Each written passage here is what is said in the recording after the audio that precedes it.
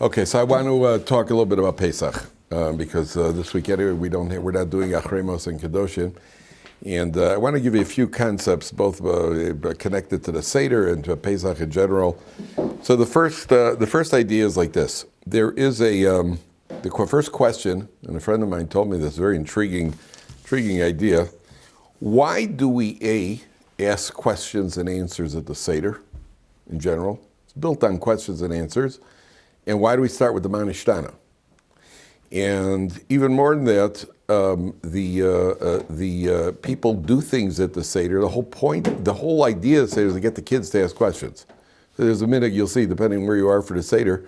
There is an official minhag that at a certain point, like right before the Manishtana or after, I don't remember where it is, the father takes the whole Seder tray and walks around the table with it.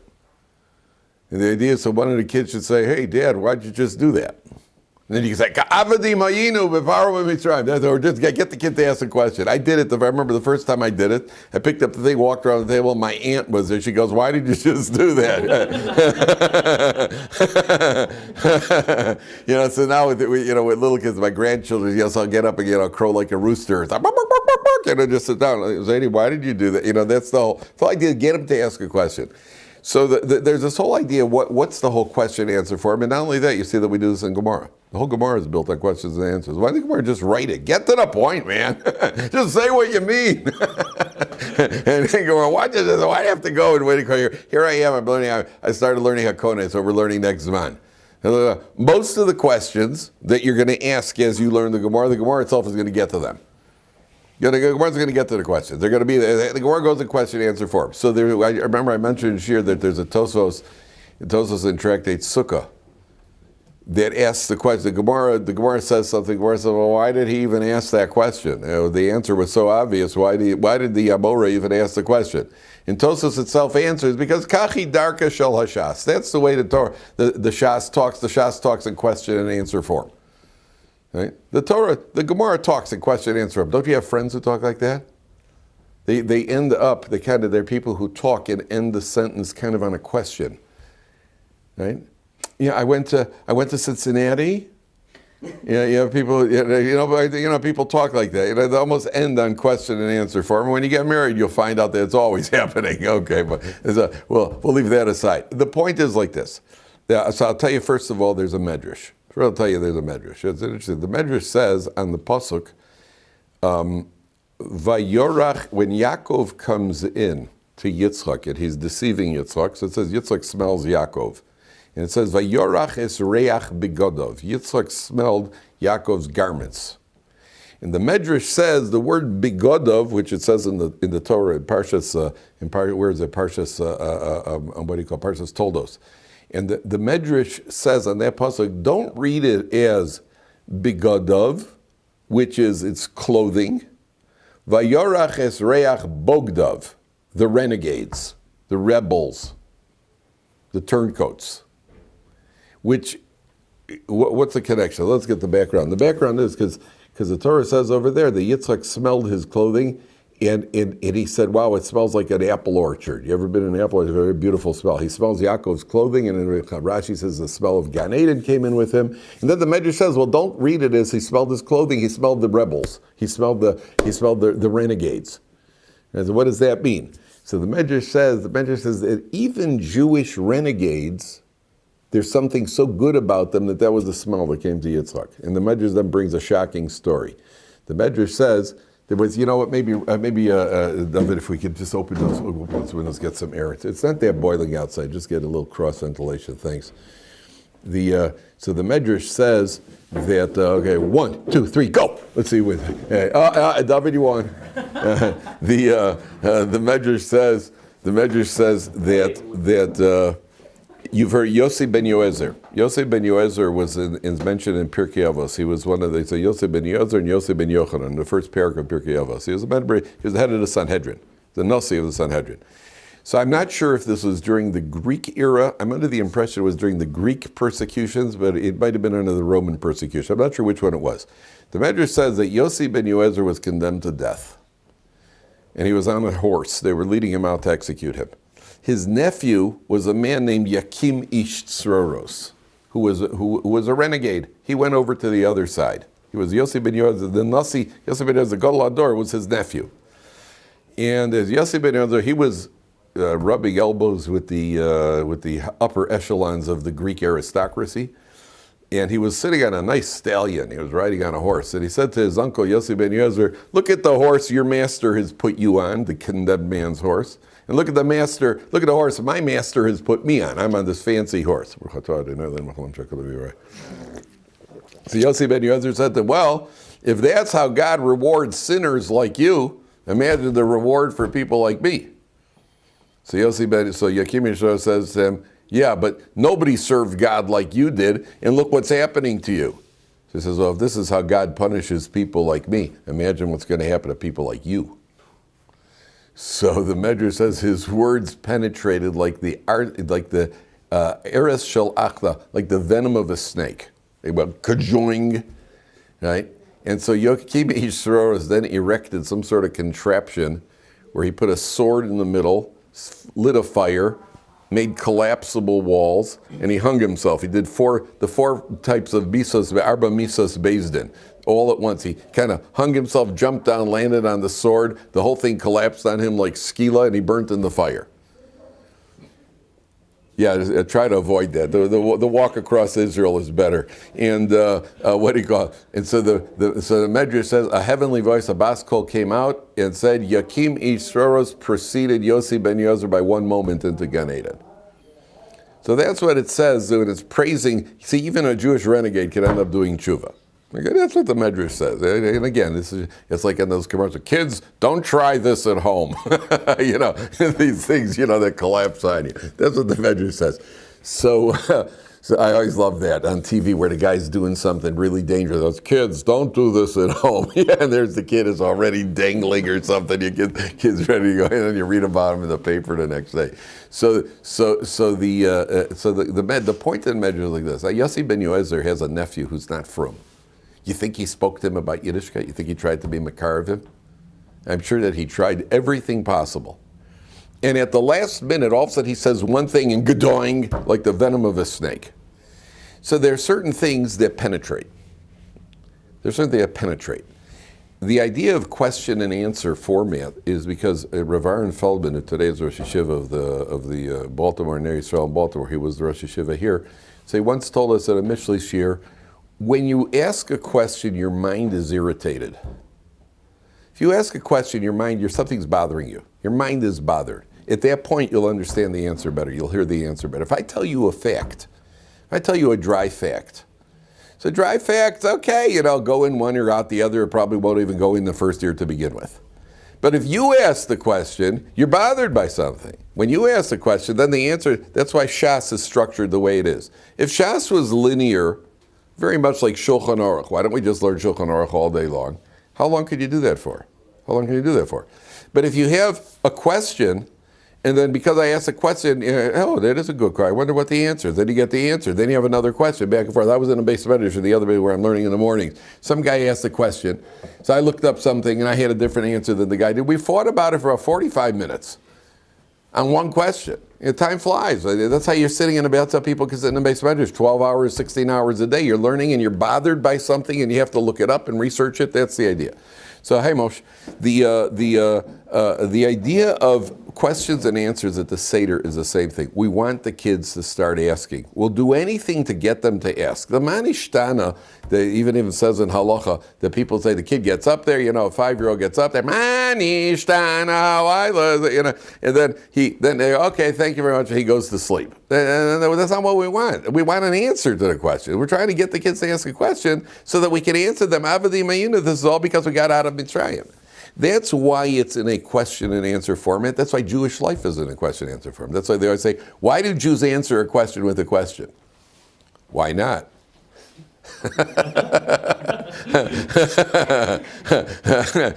The truth is, the reason Jews answer a question with a question is because most of the questions put to Jews were not questions. That's why we answer a question with a question.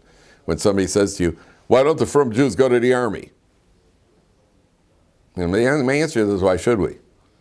Because he wasn't asking me a question. He was making a statement and offering an opinion which was unsolicited.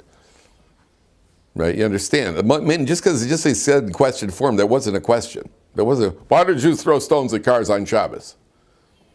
It's because that's where you are. If I saw you out on the street, I'd throw stones at you on the street. That's why. That's the only place I could catch you.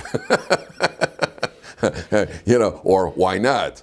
Because I didn't see you on Tuesday. What kind of? It wasn't a question. It was a statement. You understand? It was a statement. So the first rule here is that we're trying to give. The classic example is there's a Gemara in Avodah Zarah. The Gemara says, Rav Alexandri. That was one of the word Alexander. Have you ever heard of Jews called Alexander? You wonder about that? Avram, Yitzchak, Moshe, Shlomo, Alexander. What's wrong with this picture? Something. How did he get it? Something to get here. A guy gets an aliyah. Yamod, Shimon Chaim, Ben Nachum, Alexander, Shlishi. Whoa, how did that get in there? Right? Well, wait. So the answer is that Alexander the Great, who the Gemara talks about it, the Gemara calls him Alexandrus Mokdon. Mokdon is the Macedonian. Alexandrus, Alexander, Mokdon, the Macedonian. So he appears quite a few places in Shas. So at one point he was marching on the Beis HaMikdash, and they convinced him not to destroy the Beis HaMikdash. And then he said that he wants to give the Jewish people a gift, a statue of himself that they could put up in the Beis HaMikdash. It's like giving your wife a gift. You give her a brand new cookbook. That's a gift for your wife, a brand new cookbook. So he gave the Jewish people, he wanted to present with a statue of himself. The problem is that we have an allergy to statues, especially put in the Beis HaMikdash. So they made a deal with him. They said, instead of putting in a statue, every Jewish child born this year will be named Alexander in your honor.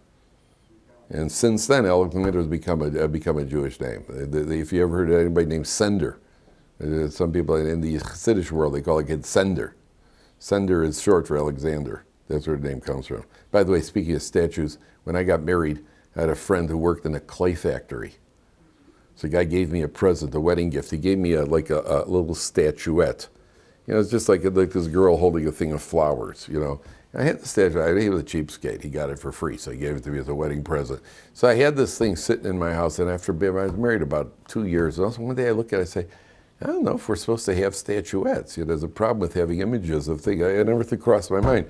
So I showed it to the local post. They said, no, you got to destroy it, which I didn't. My wife didn't like it. I didn't like it, So I was kind of, this is, a little job. So I went out back of the house, and I took it and I smashed it against the wall. Boom, beheaded it. It came off right at the head. That was beautiful. Then we did just kind of like that, and it came out. Babish executed it.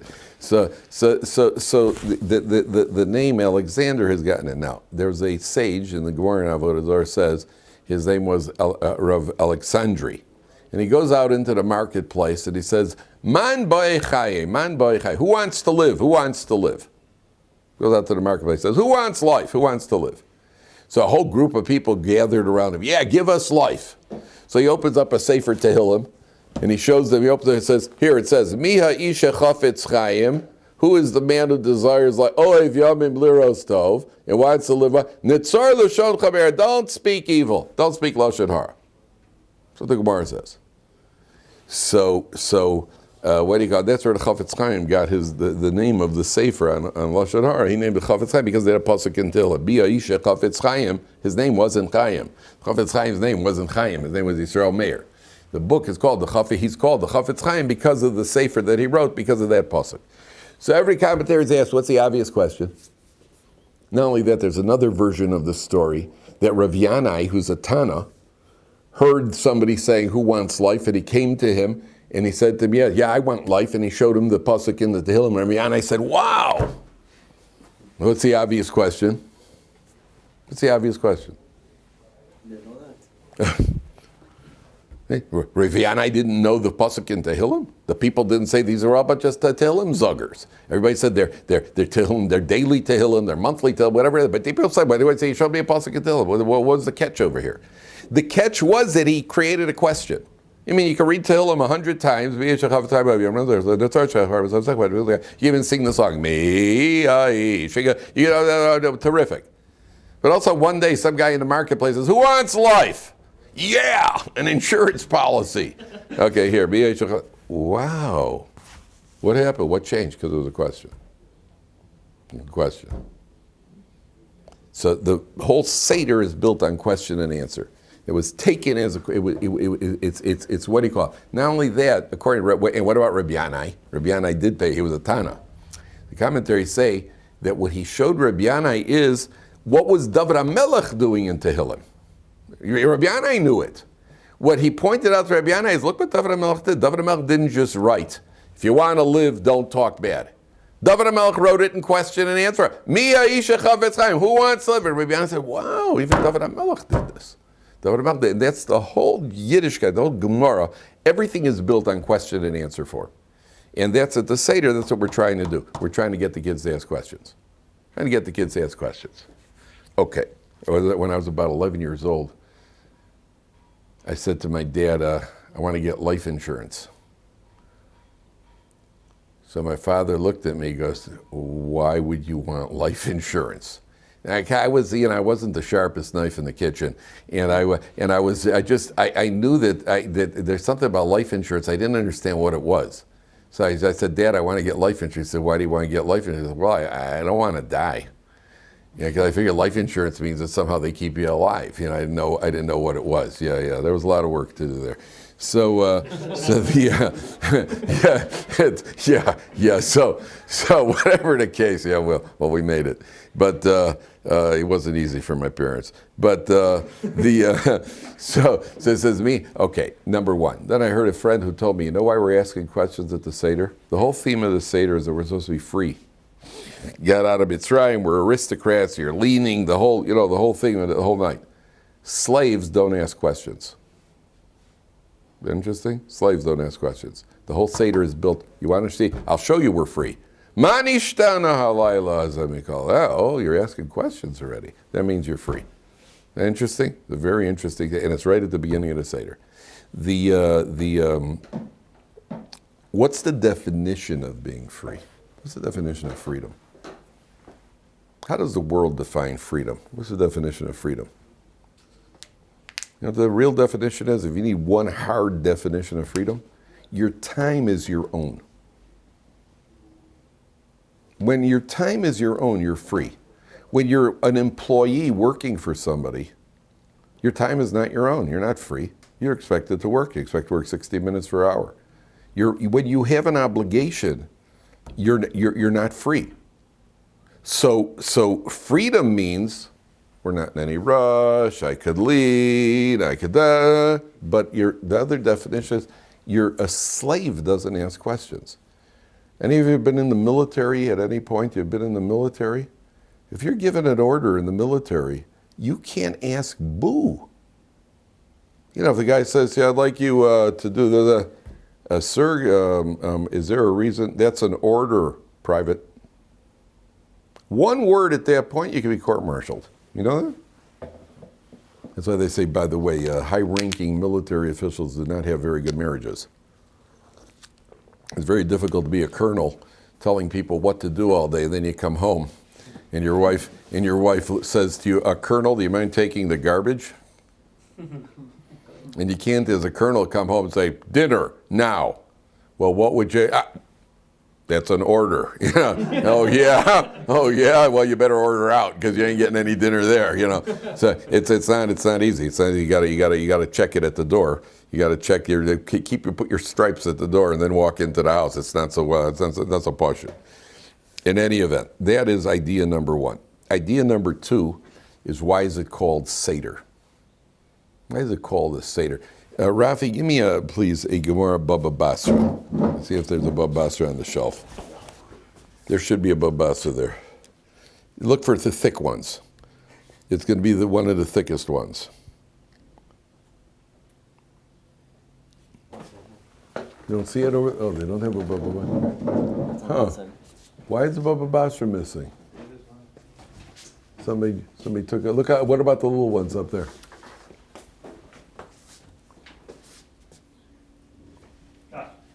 You got one? Okay, he's got one. Yeah.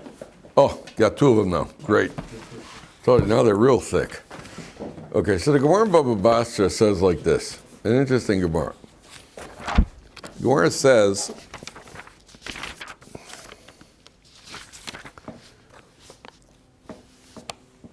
It should be Nun Zayin on the base. Yeah.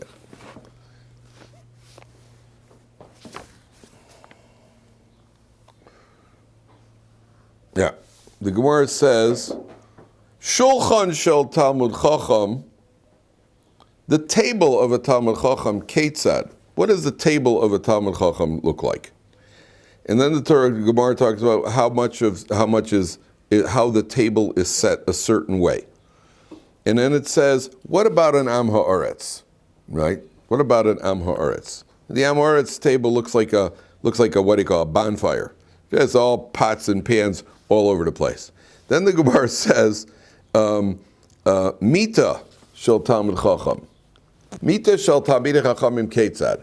What does the bed of a Talmud Chacham look like? The Gemara says, Kol she'ein tachteh el sandolim b'mos hachama. Under his bed, he has shoes, his sandals during summer. Uminolim b'mos hagishav, and his shoes in winter. That's what's underneath the Talmud Chacham's bed.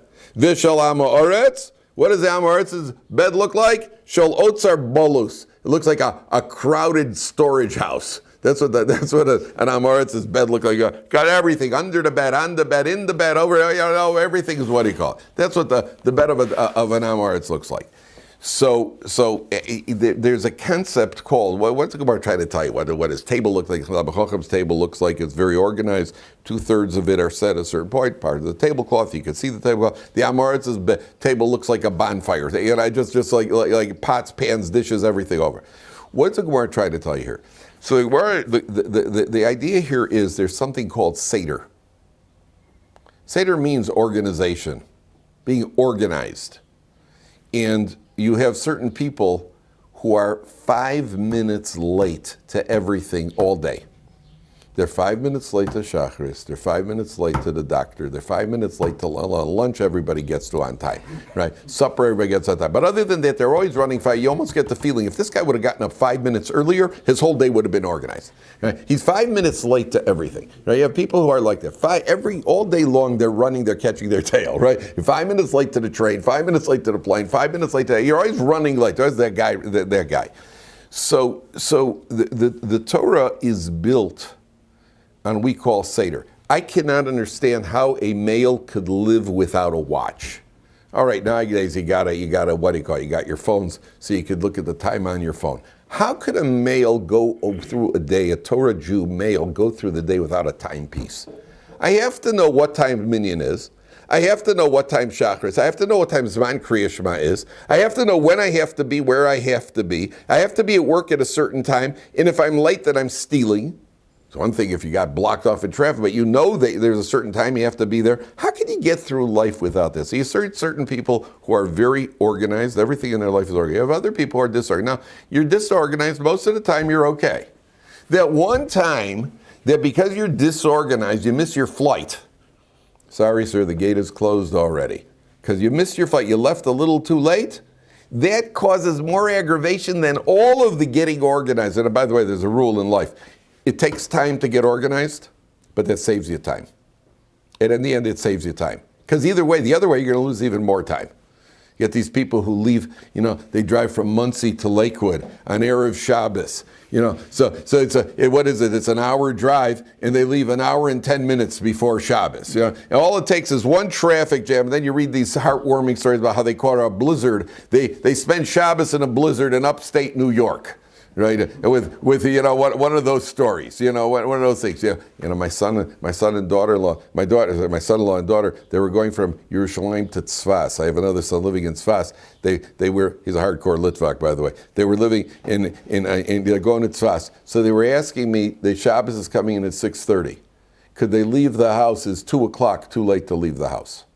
It's a 2-hour drive. I said 2:00. Let's say you get an hour of traffic. Yeah, worse comes to worse, you get there at 5 o'clock. Nish geferlach. We never played around with Shabbos. We leave well before we got to go away for Shabbos. We leave well before. See, most of the time you make it. And other times you're in upstate New York in a blizzard. Right? Oh, a heartwarming story. Well, if you would have left, or one of these stories, the plane landed, 20 minutes before Shabbos, and they got in, the Chabad came to the airport and brought them food. That happens all the time over here. What were you doing on the plane? You know when the plane's gonna. You know if the plane leaves, how close you're gonna shave it to Shabbos. What happened over here? What happened to Shabbos? What happened to all these? Where's the organized? Is it so disorganized? The word Seder. There's a Pesach Seder. Why call it a Pesach Seder? Why don't you call it the Pesach meal? The Pesach ritual, the Pesach minhag. Why are you calling it a Seder? The answer, there are 15 steps. If you look at the Haggadah, there are 15 steps of the Seder. Kadesh, Urchatz, Karpas, yeah, there are 15. Really, it's 14 because when you bring out the bread, it's motzi matzah. Now, some people count it as two, motzi, matzah. But if you count it as one, however you count it, you end up with organized steps. 15, it's called 15 steps of the Seder. Why is it called the Seder? The whole idea, the lesson of the Seder is not just what we're doing at the Seder. Karpas, what do you call charoses? The Egyptians were made to work with mortar and everything. All those ideas, wonderful ideas. They're all terrific, wonderful ideas. And everything is wonderful. But at the end of the day, what's it called? It's called a Seder. That itself is their lesson. That itself is something we're trying to pass on. We're trying to pass on a value. We're trying to pass on values to our children. And one of the values is called Seder. That a Jew has to live his life with a certain organization. There's got to be a certain approach to life where things are organized. You can't live life random and haphazard. So many people wake up in the morning. What are my plans for today? What am I going to be doing today? What are you, a cat? I once. This is strange. I will admit this is strange. I don't know why it happened just then. I was taking a walk in my neighborhood, probably going back 10, 15 years ago. Taking a walk in my neighborhood, and as I was walking up, there's a sidewalk. It got one of these really big, long, black, looks like a caterpillar type of thing, who's slithering, he's crossing across the sidewalk. I remember, I don't know why this is only, I guess, I don't know. I just remember looking at him, I was watching him for a second, thinking to myself, what are your plans? Where are you off to? Where are you hanging today? What are you up to? I didn't do it too long because people saw me there. They'd probably think I was strange, which may be true. But sometimes, wait, you don't have a Seder? What's the yeshiva called? The daily in the yeshiva called a Seder. It's called a Seder because a Seder means you're organized. So I told you once a story about this guy. His son leaves New York to go to yeshiva out of town, what they call out of town. Right? Anything out of New York is out of town. If you're not in New York, you're an out of towner. That's one of the realities of living in America. I'm an out of towner because I live in Chicago. In our straw huts, where we get water from the well. Ask the people from New York think Chicago is it's still with horse and wagon. So because you're an out of towner. So the guy goes. He leaves New York. Good, I got that off my chest. He leaves New York and he goes to this yeshiva out of town. So the father decides to go see how his son is doing in yeshiva. So he flies into I think it was the Cleveland Tells Yeshiva. He goes to the yeshiva. He comes back later in the day. He takes a flight back home. Says to his wife, Moshe's learning very well. She says, wow, you spoke to the Rosh Yeshiva? He goes, no. Oh, you spoke to the Mashgiach? No. You spoke to his Rebbe? No. You spoke to Moshe himself? No, I didn't even see Moshe. So how do you know he's learning well? So I went straight up to his dormitory room. I took a look at what his bed looks like. His bed is neatly made. His clothing is folded. The room is clean. Everything in the room is organized. If his room is organized, that means his head is organized. And if his head is organized, that means his learning is organized and his day is organized. A kid, and this is true, 100% true. I could tell from the way guys in the other yeshiva, Ohr Somayach is different than the other yeshiva where I work. I could tell by the way the guys are learning in the base medrash and how they generally present themselves, I could predict what their room is going to look like. There are certain guys I know that their bed is going to be made military corners. There are other guys that I can tell their bed looks like the Ukraine today. Their room is going to look like the Ukraine, right? You can tell. Sometimes you walk into a room, and as you walk across the room, you lose your shoes on the floor. The shoes are sticking to the floor. And I can tell which room that's going to happen to me. I can tell the two guys are in the room. They look like Hashem just overturned Sodom again. That's what it looks like. It looks like why? Because it all goes together. Once in a while, you find the exception. You kind of guy who's learning. The guy's he's just a madman who learns. And everything about him. But generally, I can basically predict what's going to happen. And that's a value by us. That's a value. That's what we're transmitting at the Seder. Okay. There's another idea. I heard this from Rav Zev Leff Shlita. A fascinating idea. And this is based on the Sefer Achinuch. We have at the Sefer Achinuch explains that we are affected. You're not going to find anything that has as much ritual as the Pesach Seder. A tremendous amount of ritual, and not only ritual, but things. The leaves represent moror, and the matzah represents the bread that and the what do you call it? The charosis is the mortar. And I got all these things represent something of the four cups of wine. So the Sefer Achinuch says that why we do so many different things, especially Pesach time, is because man is affected by the environment. The things that we do have an effect on us. The Telzer Rosh Yeshiva explained it like this. Let me ask you a question, honestly. It says at the end of the Seder, everybody is supposed to have seen themselves having left Mitzrayim. Have you ever experienced that? That you really feel like you got out of Mitzrayim? You feel like I got out of Mitzrayim and said, I feel like I had a nice Seder. Maybe it was very inspiring. Do I really think that I got out of Mitzrayim? And it says, B'chol dor v'dor chai v'adam liros esatzvo ki liyatzim Mitzrayim. You really feel like I got out of Mitzrayim? Most people don't. Let's face the facts. Right? We try to as much as possible. Most people don't. So, in America, at one point, there was something they used to do in the movie theaters. They used to slip in the theaters, as they ran the film, they would slip in one frame for an advertisement. They go some a box of Milk Duds, right? It was called Subliminal advertising. And the film is running, your mind sees it, you don't know that you saw it. You have no idea. It's way too fast for you to process the fact that you saw it. But somehow they stuck in like one frame, a box, and the next thing you know, people are going out to the lobby and buying Milk Duds. It's called subliminal advertising, and it's so powerful. I don't know, any of you guys ever done advertising? You ever been involved in advertising? I find advertising absolutely fascinating. If I would have to work a real job, it would be, I'd like to go to advertising. That would be it. But I don't have to work. But Woody Allen once said, those who can't do, teach. And those who can't teach phys ed. I was a phys ed major in college. So I got all the qualifications. But with advertising is fascinating.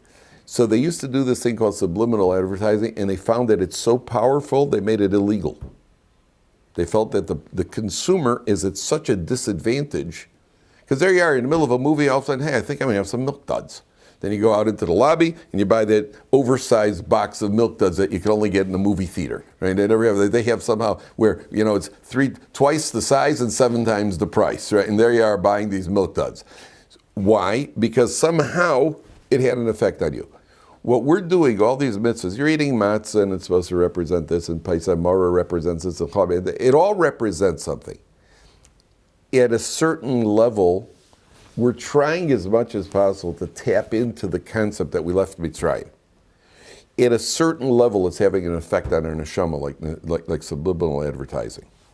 That means we do it once, you do it this year, then you do it next year. By the time you've done it for 20 years, you're getting closer to tapping into that actual experience. It's having an effect on your neshama. When you put on tefillin, did anything happen? When you put on tefillin, did you feel something when you put on tefillin other than your arm is turning blue? Did you feel, because you had your tefillin too tight, or pinching you right up over there, did you feel anything? You don't feel anything. But it's having an effect on you. And every time you learn a piece of Gemara, it's having an effect on you. Every mitzvah that you do, you just kept Shabbos. Shabbos is a mitzvah. You ate cholent on Shabbos, it has an effect on you. It has other effects also, but it has an effect on you. You drank wine at Kiddush, it has an effect on you, but it has another effect on you. It is doing something to our neshama. So I tried to explain to people once, I use my son as an example. He went to yeshiva, went to Mir Brachfeld. Mir Brachfeld yeshiva, there's 600 males between the ages of 18 and 24. 4 years in yeshiva, 5 years in yeshiva, with males between the ages of 18 and 24 in a dormitory, and not one fist fight in 5 years. Could you imagine? Substitute any other nationality. Italians, right? Irish, right? Just imagine what the place would look like. Imagine what the place would look like. Males 18 to 24? Males? The answer is something's happening to their neshama. Because they're learning Torah, and they're putting on tefillin, and they're davening, and they're doing mitzvahs. It has an effect. That's what's happening on Lel Pesach. We don't feel it. We don't understand it. You put on the charos. I love charosas. I love charosas. Yeah, you like mortar, huh? Yeah. Well, if it was mortar, we wouldn't be so excited about the Seder. So you eat it. Why? Because it's having an effect on you. There's actually a machlokas in the Gemara. Charosas is just a minhag, or it's actually a mitzvah. Mortar is a mitzvah. Matzah is a mitzvah. The 4 cups of wine are a mitzvah. The 4 cups of wine are having an effect on you, other than the normal effect of wine. The Gemara says one of the Amoraim drank the wine. Rabbi Yehuda, Rabbi Loi, he said he used to draw a Roman noblewoman saw him, and she said to him, by the look on your face, you're drunk. You're a drunk, because his face was glowing. Rabbi Yehuda, Rabbi Loi's face was glowing. She said to her, honestly, I don't drink wine. Once on Pesach, I have my 4 cups, and I wrap my head with some sort of tourniquet until Shavuos because I have such a headache from it. I'm not a wine consumer. So she said to him, so why is your face glowing? The Chachmas Adam Toyer Panav. A person's wisdom causes his face to glow. She saw that she could pick up the wisdom on his face. There's another man who saw him, and he also said this. He said to him, well, by the look on your face, you either lend with interest or you raise pigs. Because both of them create a lot of money. Wealthy men have a glow, right? So he took a look, and Rabbi Yehuda said to him the same thing, gave an answer. I don't lend with it. Both are prohibited by the Torah. And I don't do either of them. So it's interesting. What did she think, and what did he think? She associated with what she would think. She says, wow, based on the look on your face, you must be a wine drinker, because she herself was probably a wine drinker.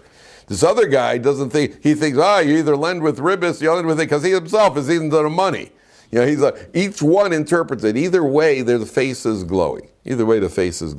So you drink the wine has an effect on you. But there's besides the physical effect, we're drinking the wine because it's supposed to pick us up a little bit so we could get it. But there's effect on our neshama. At a neshama, all these things are having effect at a neshama level. That's the idea. All right, to continue tomorrow with a few more ideas.